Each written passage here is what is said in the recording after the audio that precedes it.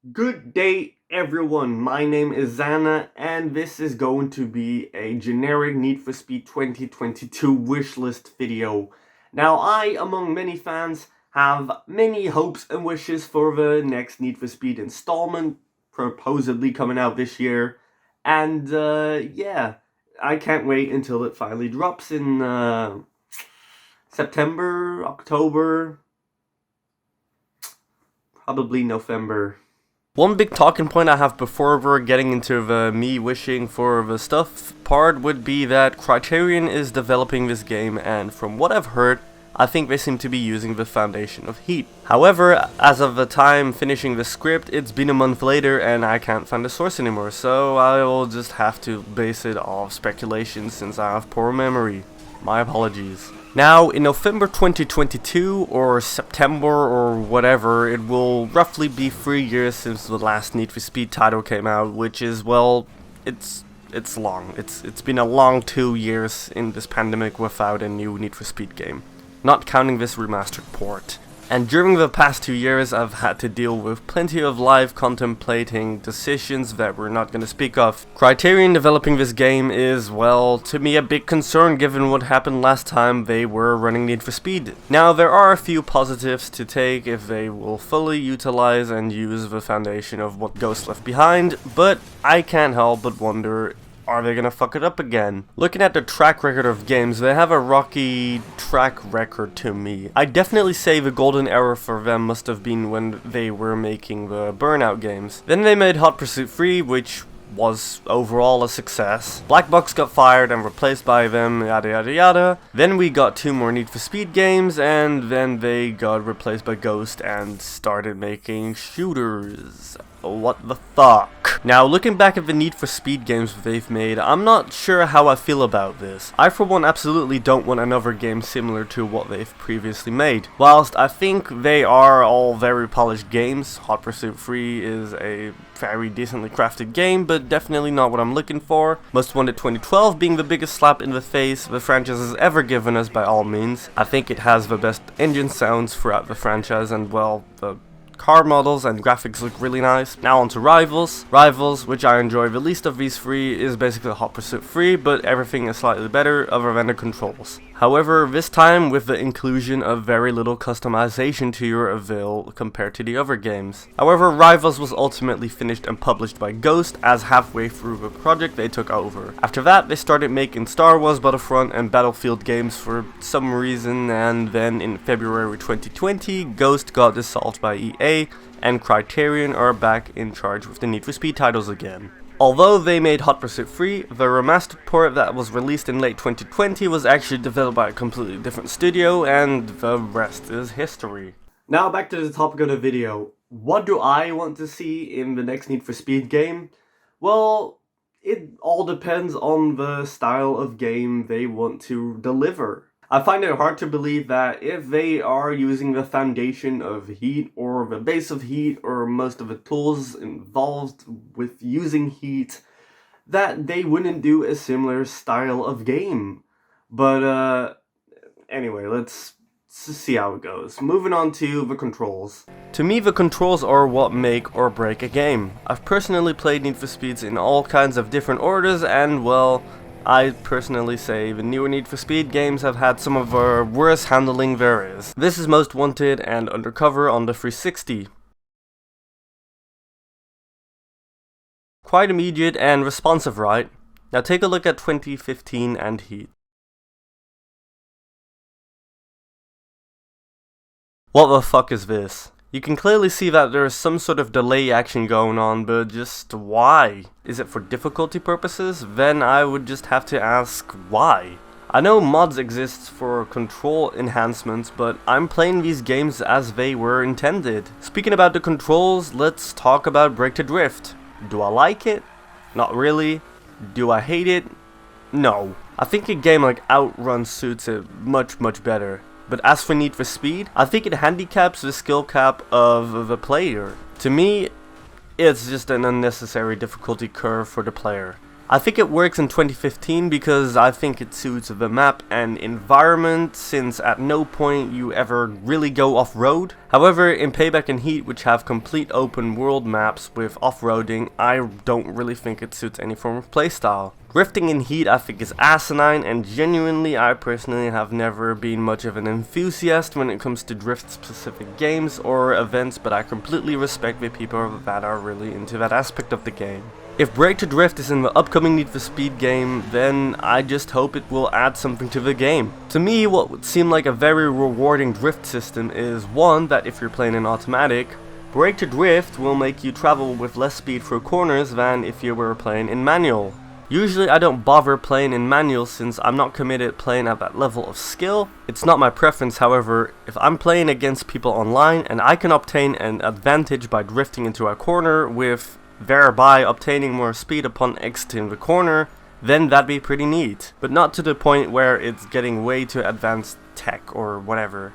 In the end, my preference would mostly still remain with me trying to play video games without thinking all too much about, you know, doing actions, but it'd be a nice feature. I guess on the topic of events, we should talk about gameplay. I already talked about the controls, so this will mainly be which events I'd love to see in both single player and multiplayer. Obviously, if we're getting speed lists again or some other way to play online, whatever it may be called, I obviously can't expect every event to be present online. However, I will talk about that in a moment. For single player events, I'd obviously expect basic events like sprint races and circuit races and, well, pursuit, which I'll also talk about in a bit. But I miss the variety in events we used to have in earlier Need for Speed titles.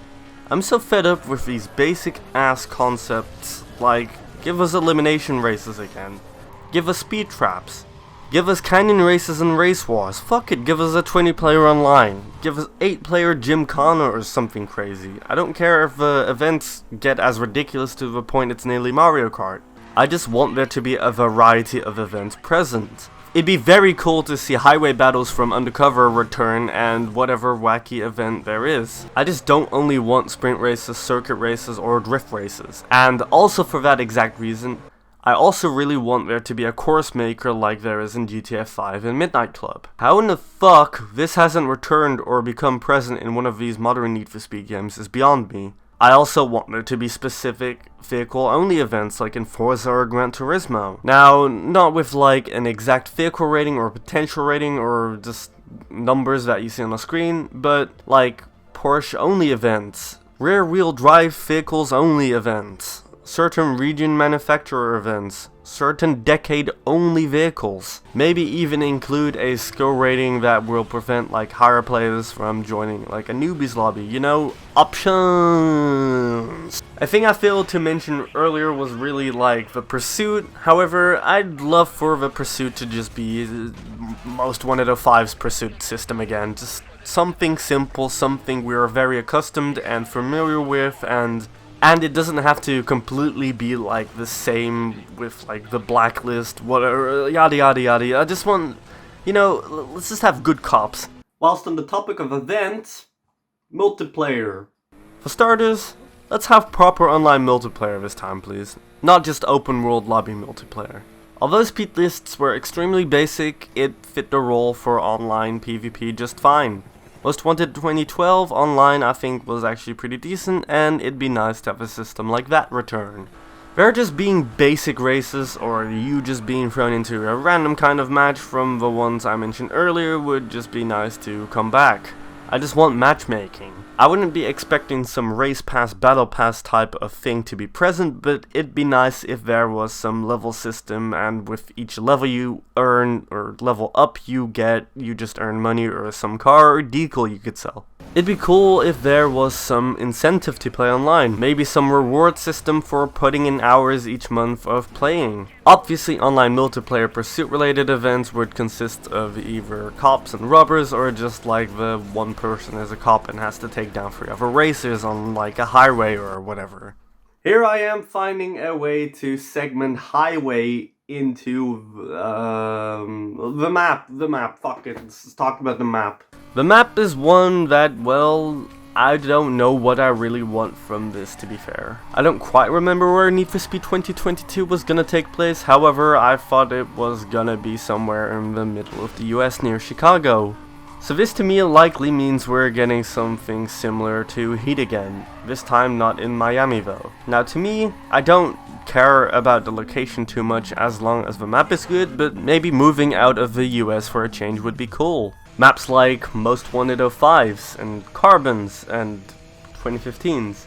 I think Rivals map also wasn't that bad, but the world also felt empty, like there were no towns and only ever roads to drive on. I really couldn't stand Payback's map, and well, Heat's was just okay, I guess. I liked that you had to unlock the safe houses in order to like travel closer to an event. I could go into more detail on why, but to me creating an open desert where you do fuck all is to me a waste of time and resources, if you ask me. So kindly, Criterion, please don't do that. If you had to ask me where I'd want the next Need for Speed to take place, well then, obviously Japan, Tokyo. Yes, I am a kawaii hentai sucker for shiny bright lights and written language I can't understand or read. Why I say Tokyo is risky because obviously a good map doesn't only make a good game. I like 2015's map, but the game in itself is just eh. If the dev team wanted to go all out and go back to when Need for Speed became EA's most successful franchise, then well, stick it close to its roots of the underground games. Oh yeah, right, I forgot a global pandemic happened since Heat and like now, so yeah, I'm not expecting it to be Japan. Make it in Hawaii or something, that could be pretty cool, I guess. It's probably going to be some fictional place based off a real life place. I just want the map to have a lot of replayability. Oh, and give us free roam from the start, please. One thing I'd also really love to see is a day and night cycle, which I don't recall us ever getting before. Test Drive Unlimited 2 got one in 2011, which really surprises me. Let's have canyon races return with police chasing you, for example. Let's not have a map similar to Payback. That would be fucking ridiculous. And let's also not have the entire map surrounded by only highways and freeways, because I've just had enough of that concept also. And yeah, I'd say those are my biggest requests. Now, I no longer have any talking points left in this video, so we have cars, we have customization, we have story, and we have mods or some shit. So, I guess we're gonna talk about story first. So right, the story. The first thing I would have to bring up is if we are getting one or not, since Criterion isn't really known for stories in their racing games. Yeah, okay, Burnout Paradise sorta has one, but not like really. Now, what would I want? If I'm completely honest, I've always loved the green screen and real life action cutscenes more than the CGI ones. I get that they could now no longer get away that easily with them since we're not in 2005 anymore, however, Need for Speed 2015, I actually think it had a really entertaining story cutscene, whatever you want to call that. Some were a little cringy, and the idea that every friendly person you meet can also just happen to be just a street racer, which, you know, it's illegal to do that. You know, that sort of doesn't really set a realistic standard, but then again, it's a game, so who really cares? Could the CGI work? Well, of course it could. After all, likely they just let the real life people come in, for example XANAA, then ray trace and scan her whole face, and then just lip sync her or adjust whichever expression is necessary within the moment. However, I think this just looks like shit, and this just looks like shit. I mean, do I really have to make an argument here? He should have blown up and died! I've just been talking about what approach I'd like them to make graphically. However, to me, the best example is like Most Wanted 05 story, or just like a blend with Carbon and Most Wanted story. It's barely a story, however, it tells you at least something, you know? To me, getting closer to whoever's behind scenario A, and we have to find out who is behind it, and oh no, what a surprise, it was him all along. That kind of story I'm just completely done with. It'd be sick if we had like a choose your own adventure type of story, like do you either hang out with like the baddies or, well, you know, these types of people like Tyler. However, I wouldn't be surprised if the story isn't this game's selling point. They can easily just not do a story at all, after all. If they're taking the Hot Pursuit 3 and Most Wanted 2012 approach, then, well, I mean, throw it all out the window what I've just talked about now with ray tracing and scanning and etc. After all, it's not like a story single-handedly can really aid towards a racing game most of the time, which is just like the sad reality we live in. I guess we're gonna talk about cars now, since you can't really make a racing game without them. Duh. So, well, to start off, if they are completely reusing the entire foundation of Need for Speed Heat, then I can expect the same car models to return yet again. The models Ghost has been using since 2015, Payback, and Heat, with there being a few new cars added each on top of each game. I get completely why you would want to do this. I mean, if it ain't broke, don't fix it, and it's efficient usage of time and resources. However, there's just something about these car rosters that personally don't really do much for me anymore. I was first introduced to this car roster when I played 2015. Then, in Payback, they added the vehicles that would have really suited 2015 as DLC, and I'm glad that the cars like the 350C and the Pagani return in Payback. But in Heat, it's really just more of the same, with a few extras. I feel like the amount of sports cars and hypercars are starting to outweigh the more like tuner and everyday types of vehicles. Like back in the day, if we're going back to like Need for Speed Carbon, Undercover, the best hypercar kind of thing was really only the Zonda over the Koenigsegg. Now we have the Hyper Porsche, Hyper Lamborghini, Hyper Ferrari, Hyper Mercedes, probably, Hyper Koenigsegg, Hyper Aston Martin, Hyper fucking whatever this is.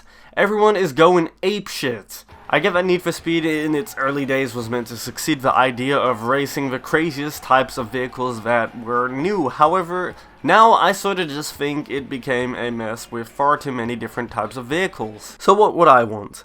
Well, I wouldn't be expecting the car roster to suddenly turn something in like Gran Turismo 4, however, they will likely keep their resources and chuck them all in the game again.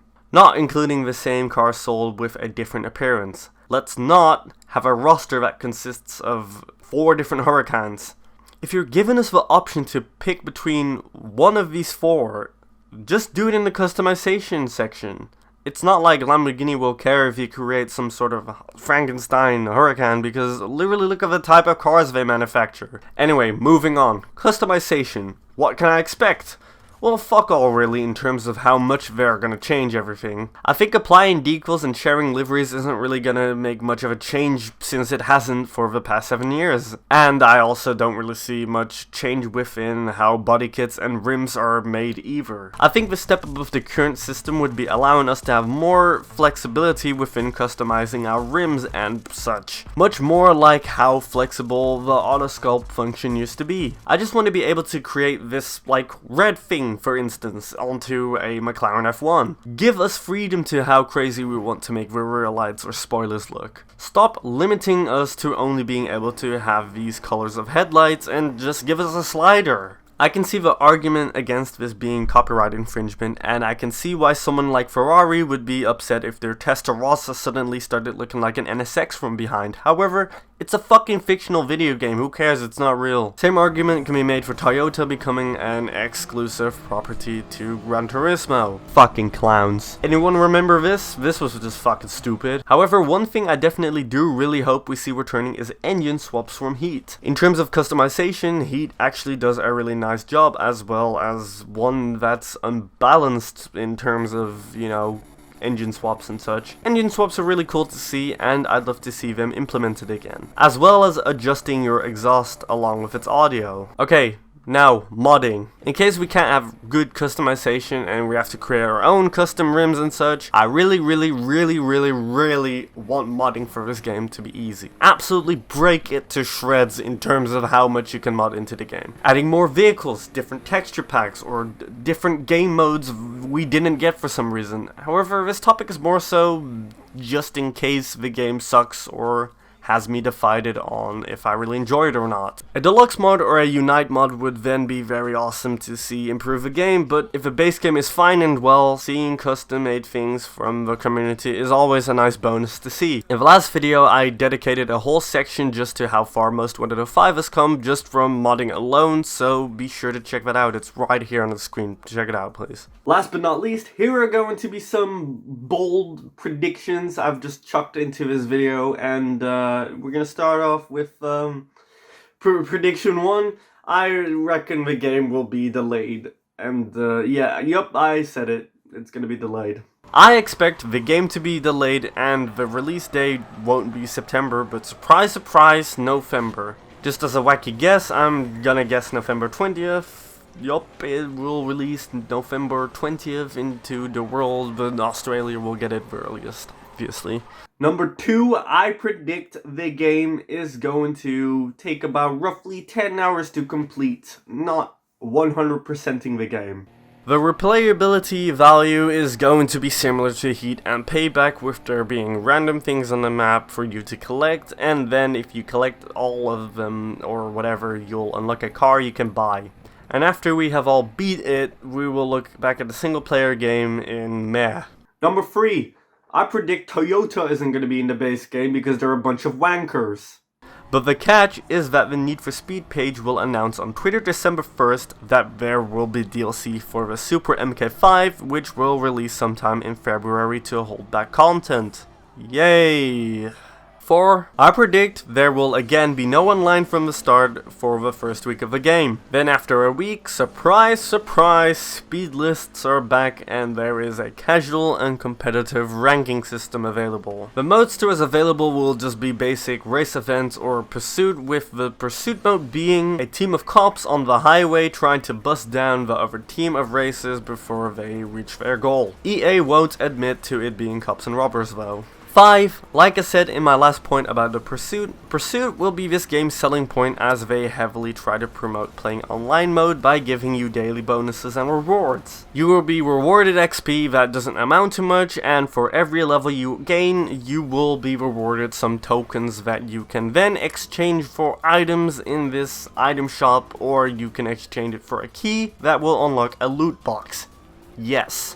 I think microtransactions will 100% be back. Starting off with a loot box system, you can either obtain tokens or keys by yourself in order to open loot boxes, or you can just pay your way in order to get them. Because we're talking about a game published by EA, now my big issue I have with this is how much are they going to include into a loot box? Is it just going to range between like neon lights and stickers for your car, or is it going to range between decals and cars you can't unlock in a base game? Now I hope they don't do this and just keep it to like basic items you can obtain. If we get to create our own dude or person like we could in Heat, could we perhaps get like rare clothing items? Possible in-game clothing collaborations with bigger companies like we had with Adidas and McLaren in Heat. That I sort of promote, to be honest. As long as all of it is cosmetic and we don't get something like in Payback again where you have to spin this wheel and hope that with random chance you'll get the best possible car upgrade to your avail. Let's just not get something like that again, please. Anyway, rounding this up a little bit. 7. I predict rubber banding is going to be back and is going to be one of the only difficulty curves in this game. Because of that, maybe at some point you should have already upgraded your car when the game hasn't told you, and this is just an instance of the game didn't tell you shit. I think the controls are still gonna be meh and far from like in Carbon and Undercover, and that one of the first popular mods to come out for this game will be a Fixing the Controls mod. I predict we won't get a lot of variety within events and races, and that will be back to the plain events of 2015 and Heat, and will definitely not get a course creator. 10. The car list is going to be dog shit and just an expansion of the previous game's car list, with a few new DLC vehicles to your avail. 11. The RSR will not be the meta in this game. Bold prediction, I reckon.